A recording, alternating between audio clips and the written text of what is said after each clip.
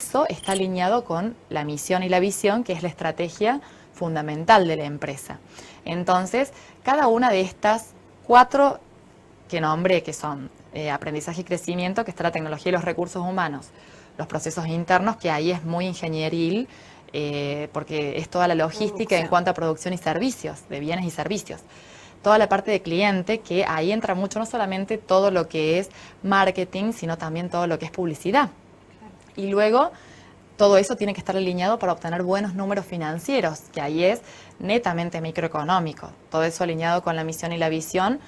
Todos esos objetivos estratégicos conforman lo que se denomina el tablero de comando o cuadro de mando integral de una empresa, y que muchas empresas en Argentina y en el mundo lo utilizan así por ser un elemento que balancea todas las áreas y todos, digamos, todos los intereses de la empresa. Nosotros, tanto en la materia como una aplicación que siempre pensamos de estos temas, tanto micro como macroeconómicos, vemos hasta la lectura a conciencia o más comprensiva de lo que dicen los medios de comunicación sobre la economía. ¿Cómo ven los usuarios finales, los que se capacitan en este tipo de herramientas, la economía para decodificar los medios de comunicación? Y los usuarios finales son los más interesados. Por ejemplo, hoy en día vivimos una crisis que es a nivel mundial y muchas personas me preguntan, ¿cómo se desató esta crisis?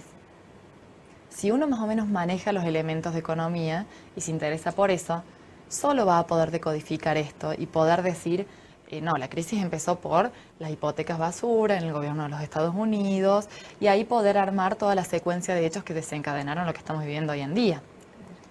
En ese sentido, ¿qué exige? Exige lectura diaria de la economía, el saber sobre todo cómo se interpretan esas variables, porque uno puede leer economía, pero si no sabe de qué está hablando, es lo mismo que leer un libro de medicina cuando uno es publicista.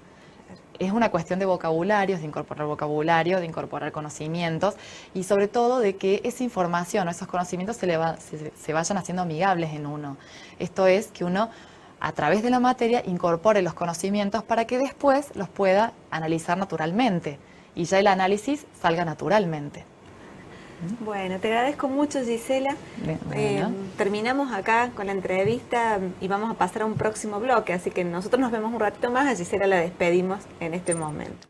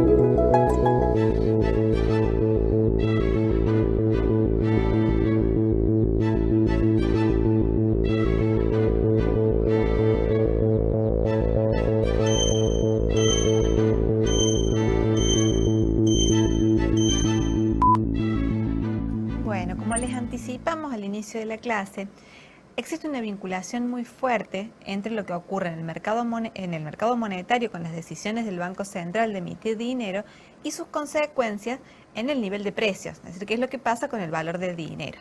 Vamos a presentar ahora un modelo gráfico que nos permite ver estos dos movimientos simultáneamente. Vamos a ir haciendo el gráfico porque es muy importante que ustedes vean qué es lo que pasa con este modelo, que es un poquito más complejo que los que han estudiado hasta el momento, porque tiene dos ejes de ordenadas al mismo tiempo. ¿Sí? Vamos a hacer el gráfico. Entonces, vamos a graficar en el eje horizontal a la cantidad de dinero.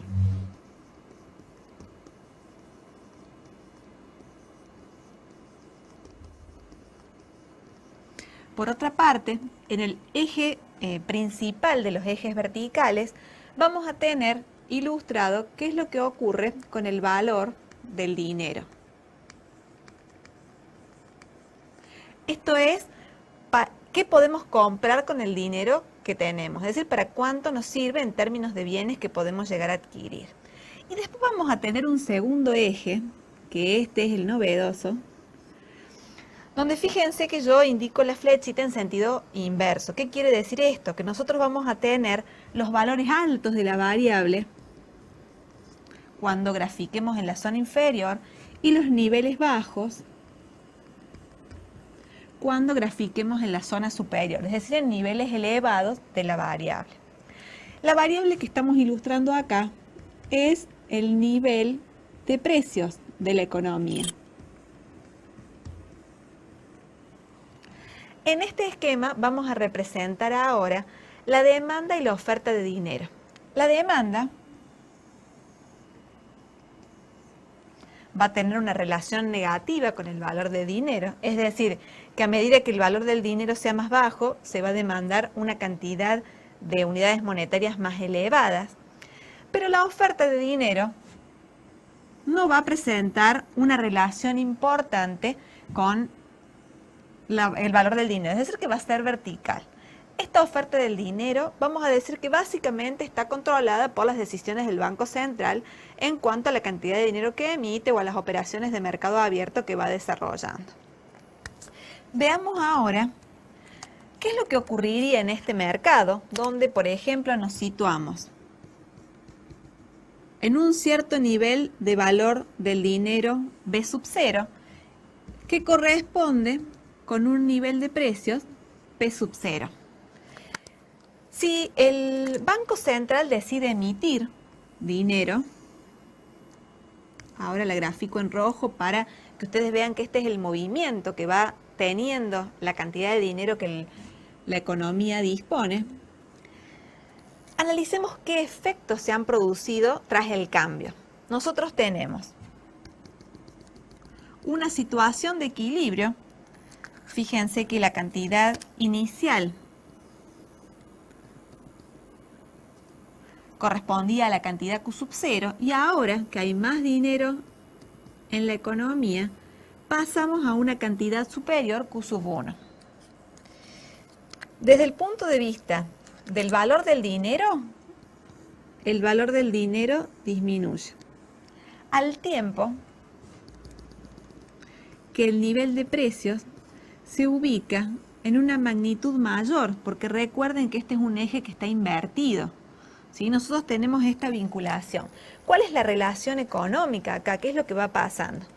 A medida que la cantidad de dinero que dispone esta economía es mayor, si no hubo ningún correlato en la cantidad producida de bienes, los precios que rigen para adquirir todos esos bienes necesariamente tiende a crecer. En realidad podemos comprar menos cosas con más cantidad de dinero. Y este es el fenómeno que se denomina inflación. ¿Sí? Con esto nosotros presentamos este ejercicio donde ustedes pueden ver un modelo más complejo para analizar la vinculación entre los precios o la inflación y las decisiones que toma el Banco Central de emisión de dinero.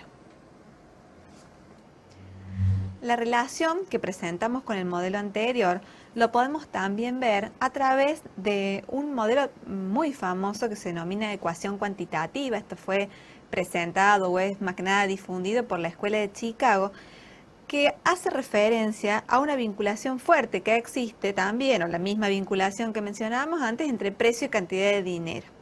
La ecuación cuantitativa que ustedes pueden ver en la filmina dice que el nivel de precios multiplicado por la cantidad de bienes, es decir, P multiplicado por Q, la cantidad de bienes que en esa economía se producen multiplicado por su precio, va a ser igual a V, que es la velocidad de circulación del dinero, multiplicada por la cantidad de dinero de la economía. Entonces acá rápidamente nosotros vemos, si aumenta M en uno de los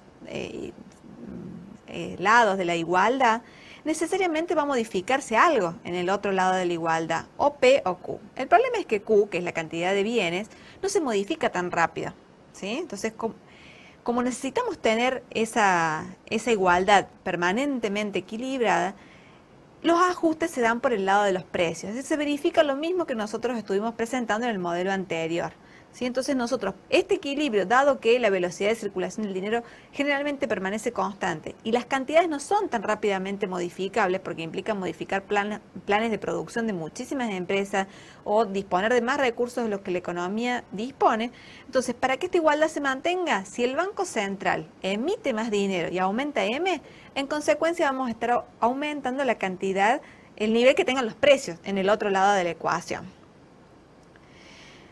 ¿Por qué nos preocupa tanto la inflación y los gobiernos tratan de reducirla y estabilizar los precios? Y porque tiene una serie de consecuencias que no son deseables para la sociedad, efectos de todo tipo. Nosotros hemos mencionado algunos que son los más importantes y que se destacan por su evidencia y por el perjuicio que suelen traer sobre los distintos agentes de la economía. En primer lugar, cambia la distribución de la riqueza, ¿sí? Cuando el nivel de precios afecta a la mayoría de los bienes, que es como nosotros definimos la inflación, puede ocurrir que algunos individuos se vean más rápidamente sometidos a sus efectos que otros. Por ejemplo, quienes tienen sus ingresos directamente asociados con el nivel de precios, muchas veces los comerciantes o las personas que perciben una comisión de acuerdo al volumen que venden, ellos ven ajustados todos los periodos sus ingresos de acuerdo a lo que vaya pasando con los precios en definitiva. No así la mayoría de los ocupados que tienen remuneraciones fijas o todos aquellos que no puedan ajustar tan rápidamente su nivel de ingresos a lo que pasa con los precios. Entonces ahí se producen cambios importantes en la redistribución del ingreso y la riqueza. Por otra parte, es reconocida la relación denominada impuesto inflacionario, es decir que el gobierno, a través de su capacidad que se denomina señoriaje, es decir, que es el único que está autorizado para definir y emitir moneda de curso legal en una economía, él entonces puede transmitir a través de esta acción la inflación como si fuera un impuesto sobre la población. ¿De qué manera ocurre esto? Si el gobierno, es quien necesita financiarse, pagar determinadas deudas, pagar determinados servicios y compras que ha hecho, y no dispone de los fondos, y para eso emite dinero, bueno, emite dinero que tiene poder cancelatorio. Si debe 100 pesos, emite 100 pesos, paga 100 pesos. El problema es que esta emisión, como no tiene que ver con la cantidad de dinero que es demandada y ya sabemos que produce inflación, traslada el problema de la inflación a todos los demás sectores de la economía, como si se tratara de un impuesto más. Es decir, que en vez de recaudar y después con eso pagar, emitió dinero y tuvo el mismo efecto desde el punto de vista económico. Entonces, por eso se denomina impuesto inflacionario. Por otra parte, solemos tener efectos vinculados con los costos de transacción. Cada vez que se modifican los precios de toda la economía, se van produciendo pequeñas ineficiencias que se trasladan a los distintos costos de las distintas empresas que están involucradas cuando van ocurriendo estos cambios. Algunas no son capaces de actualizar sus precios tan rápido o no tienen la información suficiente y, por ejemplo, después se quedan sin poder reponer stock debido a estos problemas. Y así una serie de inconvenientes que se suscitan debido a los problemas vinculados con la inflación. Asimismo, tal como mencionaba Fisher, en el que dio en denominarse el efecto Fisher, las tasas de interés suelen tener asociadas consideraciones acerca de la inflación esperada. Es decir, la tasa de interés real va a contemplar lo que se espere que pase con el nivel de precios. Porque si no, en las operaciones financieras habría un perjuicio mucho más grande si no se tuvieran en cuenta los cambios que puede tener la inflación. Quien presta podría verse mucho más perjudicado si no contempló la inflación que podría haber en ese periodo. Estos son algunos de los efectos por los cuales se trata de evitar que se produzca la inflación. Una relación que es muy interesante y muy importante, que se denomina curva de Phillips, es la que se ve reflejada en la vinculación negativa entre la inflación y el nivel de desempleo. Veamos de qué se trata esto en un gráfico. Nosotros podemos ver, si graficamos la tasa de inflación en el eje vertical, en el eje de las ordenadas, y graficamos la tasa de desempleo en el eje horizontal, que ambas variables se vinculan negativamente. Es decir, que mientras más alto sea el nivel de la tasa de desempleo, más reducida va a ser la tasa de inflación y viceversa. En definitiva, como estas dos variables están asociadas con objetivos de política económica para los tomadores de decisión a nivel gubernamental, ya tenemos en claro que el costo de reducir la inflación va a ser aumentar la tasa de desempleo. Es decir, que no vamos a poder tener al mismo tiempo una tasa de desempleo tan reducida como queremos y una tasa de inflación tan reducida como queremos. Si ustedes recuerdan una aseveración, una afirmación que hicimos en el módulo 3, decíamos, la tasa de inflación y la tasa de actividad tienen una relación muy particular, ¿sí? Nosotros a su vez sabemos que el nivel de desempleo y la tasa de actividad tienen también una vinculación muy fuerte. Mientras más grande es la tasa de actividad, menor es la tasa de desempleo, porque hay más personas que están ocupadas en la economía. Entonces estas vinculaciones se condensan en esta relación que denominamos curva de Phillips. Veamos qué cambio podríamos observar disponiendo de esta herramienta analítica. Nosotros, además de la disyuntiva entre corto y largo plazo, la disyuntiva en el corto plazo que tenemos entre inflación y desempleo, podríamos ver qué es lo que ocurre si nosotros quisiéramos pasar de tasa de inflación pi sub 1 a una pi sub 0. Por ejemplo, reducir la tasa de inflación en esa magnitud. ¿Qué es lo que nos ocurriría con la tasa de desempleo en ese caso? Entonces esto los hace reflexionar a los políticos, a los decisores. ¿Realmente estamos dispuestos para tener una inflación más baja a aumentar la tasa de desempleo? ¿Sí? Entonces nosotros podemos relacionar el vínculo que se está produciendo en la relación denominada curva de Phillips con lo que nosotros conocemos que pasa en el mercado de bienes y servicios, donde se confrontan la oferta y demanda agregada, que ustedes ya manejan también. Acá nosotros tendríamos qué es lo que ocurre con distintas cantidades de producción asociados con distintos niveles de demanda agregada. ¿Sí? Una situación en la cual tenemos una demanda agregada baja, que entonces va a dar cuenta de una situación de desempleo elevada, por lo tanto una menor tasa de inflación, una menor presión sobre el nivel de precios. Ustedes están viendo todas estas relaciones en los mismos gráficos. Si aumenta la demanda agregada, por ejemplo, una mayor disponibilidad de ingresos por parte de algunos sectores de la economía, esto va a derivar en un aumento del nivel de actividad reflejado en la producción agregada. Entonces esta producción agregada más elevada reduce la tasa de desempleo. En consecuencia, el nivel de inflación o el nivel de precios como resultado va a ser mucho más elevado. Y esta es la relación de alguna forma no deseada para los tomadores de decisiones políticas, ¿sí? Bueno, hacemos ahora un corte. Vamos a presentar una introducción a través de un video al próximo tema con el cual vamos a cerrar la materia, vinculada con el crecimiento económico. Ustedes van a ver algunos extractos vinculados con la inversión que se realizó en los países asiáticos en educación y capacitación de las personas y que derivó posteriormente en las tasas de crecimiento económico más elevadas del mundo, en los que se denominan los tigres asiáticos. Luego de eso vamos a cerrar el tema y la clase.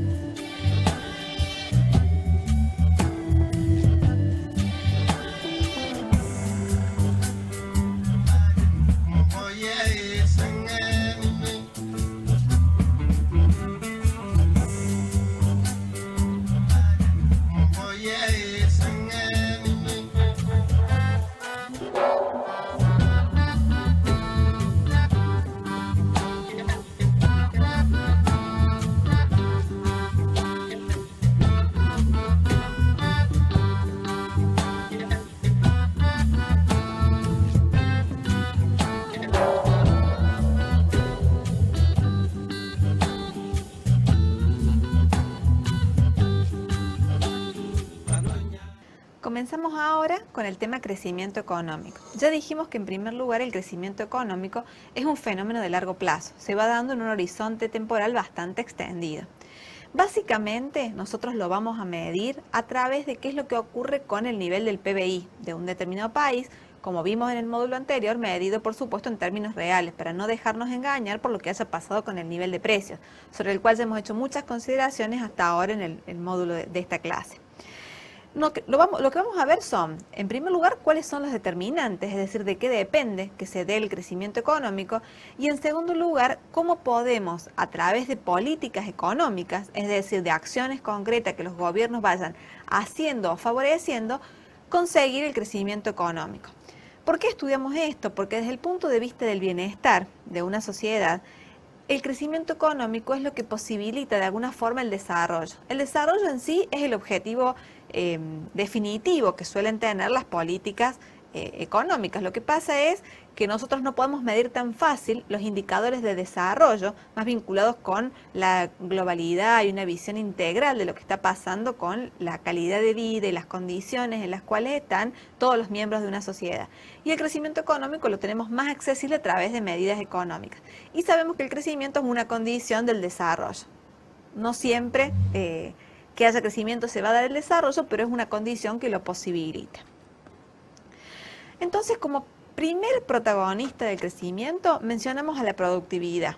Es decir, cuánto es que los factores productivos generan del Producto Bruto de un país, ¿sí? ¿Cuál es la relación esta? Nosotros hasta ahora esta palabra la habíamos reservado exclusivamente para la microeconomía.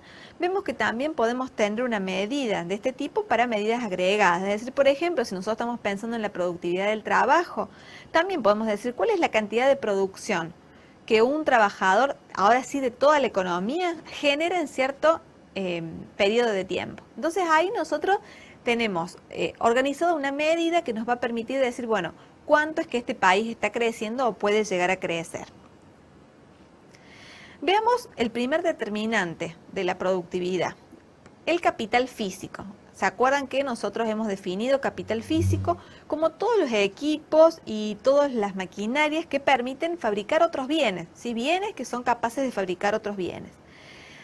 Es importante esto porque es un factor productivo que a su vez ha sido producido por la propia economía.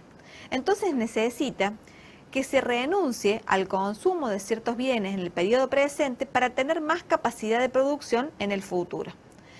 ¿Desde dónde es importante la disponibilidad de capital físico para potenciar o aumentar la productividad del factor trabajo? Y los trabajadores dotados de mayores unidades de capital van a ser más productivos. Ustedes fácilmente, para hacerse una imagen visual, piensen en una persona haciendo un trabajo de oficina, cuánto demora para determinadas tareas, sin disponer de una computadora o disponiendo de una computadora. Esa computadora no es ni más ni menos que el capital físico del cual dispone. Entonces, en el mismo tiempo, quien dispone del capital físico va a ser capaz de producir más unidades que quien no dispone de ello. Y así cualquier máquina que ustedes piensen para cualquier proceso productivo. Veamos un segundo determinante de la productividad, el propio capital humano. Acá es importante porque como capital humano definimos a la calificación que van adquiriendo los trabajadores.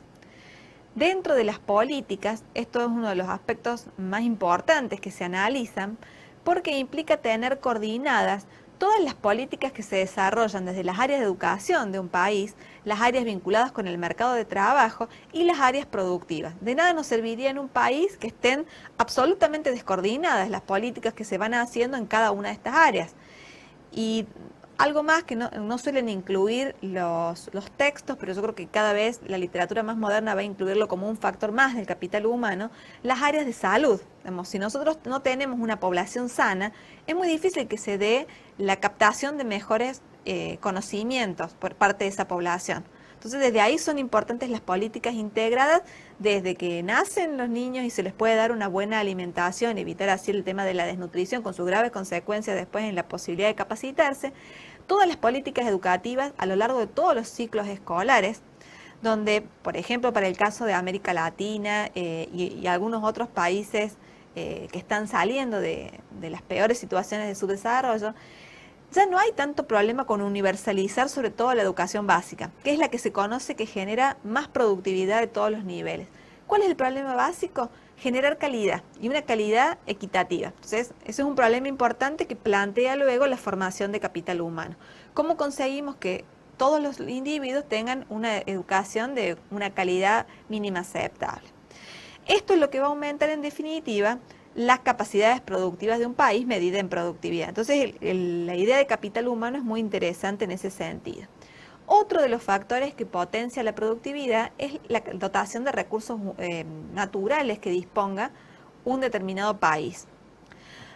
Acá estamos pensando en todos aquellos recursos que son dotados por la naturaleza y que dentro de los límites de un país le tocaron como dotación, dados todos sus procesos históricos, etc. Entonces, los recursos de los cuales dispone. Acá es muy importante y se está trabajando mucho el tema de los recursos renovables y no renovables. Ustedes piensen que estamos en un momento de crisis energética donde la disponibilidad de ciertos recursos naturales se vuelve la clave de desarrollo para muchos de los países. Sin embargo, acá hay una reflexión interesante que ustedes tienen que hacerse vinculado con los recursos naturales, pensando que la disponibilidad de recursos naturales por sí sola no explica el crecimiento. Nosotros acá vamos a tener que tener en cuenta también cómo es que se aprovechan. Tenemos el ejemplo de países muy pobres en términos de recursos naturales, pero que sin embargo han logrado tener niveles de crecimiento en niveles elevadísimos, casi tan altos como países que tienen una dotación importante de recursos naturales. También, para hacerse una idea gráfica, uno piensa en Japón muchas veces, que tiene, en términos de recursos naturales, una dotación mínima, por ejemplo, de superficie de tierra. A pesar de eso, logran hacerla muy productiva. Otros países, pueden imaginarse cualquiera de los países grandes, algunos de ellos no han logrado tener esa misma performance. Entonces, bueno, ahí pueden ver que esto es una condición importante, pero no nos alcanza con tener recursos naturales. Por otra parte, y también vinculado con el capital humano, el tener conocimientos tecnológicos posibilita aumentar la productividad de una economía. Como conocimientos tecnológicos nos referimos a las mejores maneras para producir algo. No necesariamente son las que tienen máquinas sofisticadas, sino cualquier tecnología es cualquier forma de hacer algo de una manera cada vez más eficiente si nosotros estamos pensando en aquellas que son de vanguardia. Posibilitan tener mejores condiciones en tal sentido los descubrimientos, es decir, cuando se van encontrando nuevas maneras para hacer las mismas cosas con menos recursos o para, utilizando los mismos recursos, hacer cada vez o producir cada vez más bienes y servicios en una economía. Acá hay algo interesante que se discutió durante décadas en nuestra región, que tiene que ver con la forma de apropiarse de la tecnología. No es solo adquirirla, sino además cómo difundir y tener garantizado que se pueda utilizar dentro de la economía receptora. Veamos ahora algunas políticas vinculadas con el crecimiento económico. Nosotros ya hemos visto que para lograr una mejora en la productividad es muy propicio tener más capital disponible en la economía, capital físico. Pero para ello debemos renunciar a consumo presente. En definitiva, debemos facilitar o hacer que la economía sea más propensa al ahorro. Entonces ahí aparece esta vinculación importante que se encuentra entre la capacidad de ahorro de una economía y sus posibilidades reales de inversión. Entonces ahí se daría esta vinculación tan importante, que es la que garantiza tener los fondos para poder realizar la adquisición de bienes de capital. Si ustedes tienen una serie de elementos en la filmina donde pueden apreciar que muchos aspectos van a ser tenidos en cuenta cuando se traten de impulsar las políticas que mejoren el ahorro, ¿sí?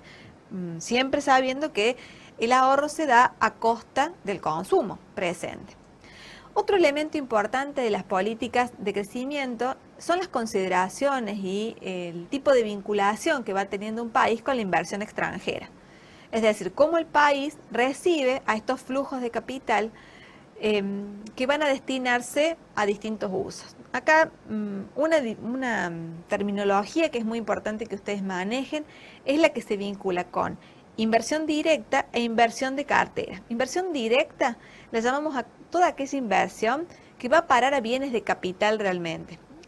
La inversión de cartera tiene que ver con inversión extranjera que llega, capitales, fondos, pero que van a exclusivamente a nutrirse de ganancias del mercado de capitales. Entonces hay una serie de estudios que ustedes habrán revisado ya en la bibliografía básica que analizan el peligro que puede estar asociado a la inversión cuando es puramente de cartera, porque esto a su vez genera mucha más inestabilidad en las economías de llegada y cómo es importante que las políticas potencien fundamentalmente la recepción de inversión directa. Una limitación importante en este sentido que deben considerar los diseñadores de políticas es que la inversión directa recién da retornos a aquellos que invirtieron en un plazo más prolongado de tiempo. Entonces esto implica que van a tener que ser inversores que estén dispuestos a dejar sus capitales inmovilizados durante algún tiempo en el país en el cual deciden hacer su inversión. Entonces, pasando ya a otro tema que es otro tema de política económica que potencia otro de los factores vinculados con la productividad, vemos a la educación. Como nosotros dijimos previamente, para tener mejor capital humano necesitamos tenerlo más educado. Y acá van a aparecer algunos elementos importantes, como la cantidad de educación, cuántos años de educación accede la mayoría de la población, cuál es el promedio educativo en un determinado país, y a su vez cuál es la calidad. No es lo mismo tener el 95%, como tenemos acá con educación primaria, aunque sea incompleta, sobre todo las generaciones más recientes, pero no es lo mismo si ese porcentaje elevadísimo de acceso a educación primaria se da en un contexto de calidad educativa dispar. Entonces ahí es donde las políticas tienen que focalizarse para poder contar en las demás etapas con factores humanos bien formados y calificados.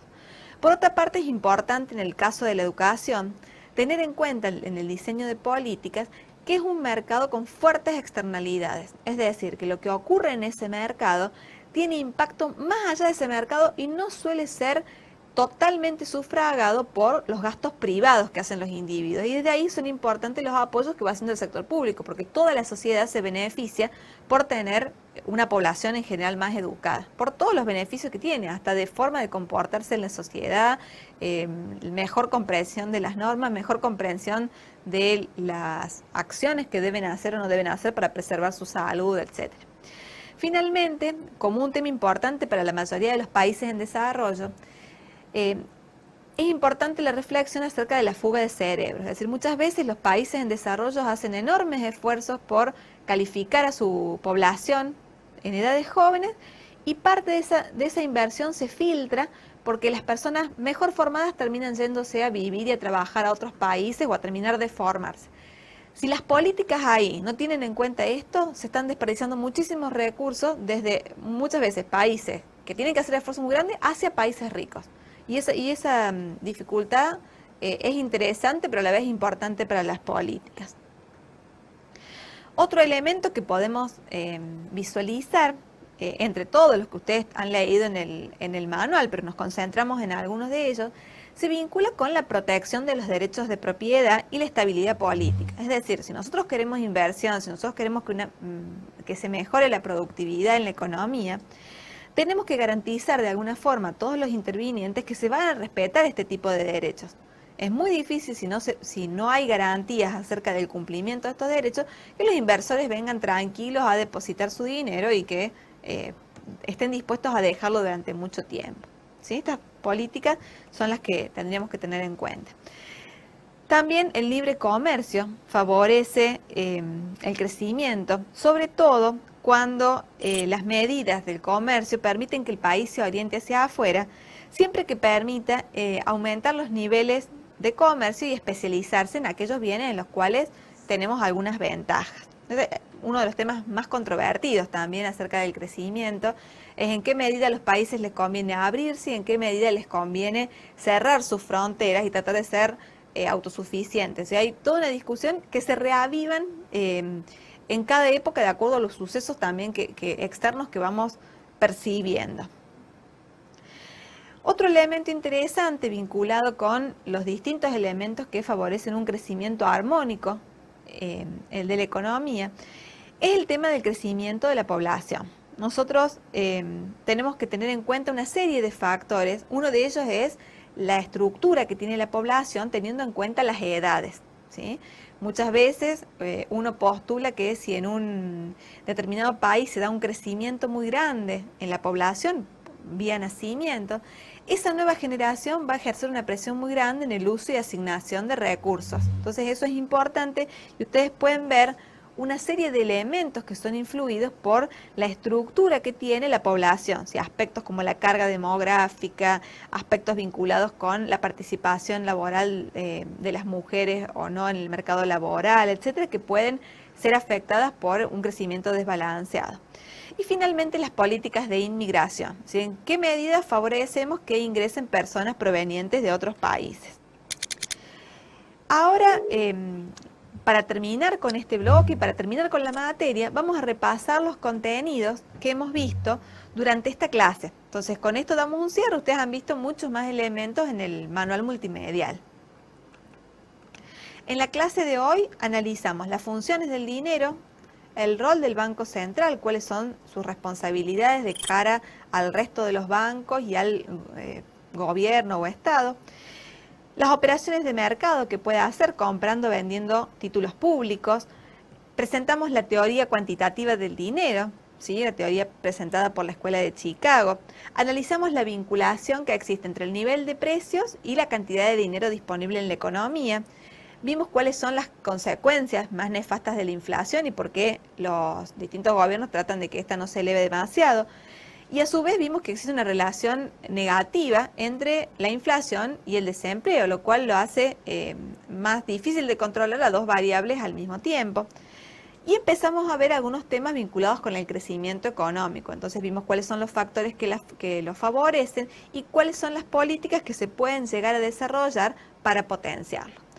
Con estos temas damos por desarrollado todos los módulos de la materia y bueno, quizás nos veamos más adelante en otra materia.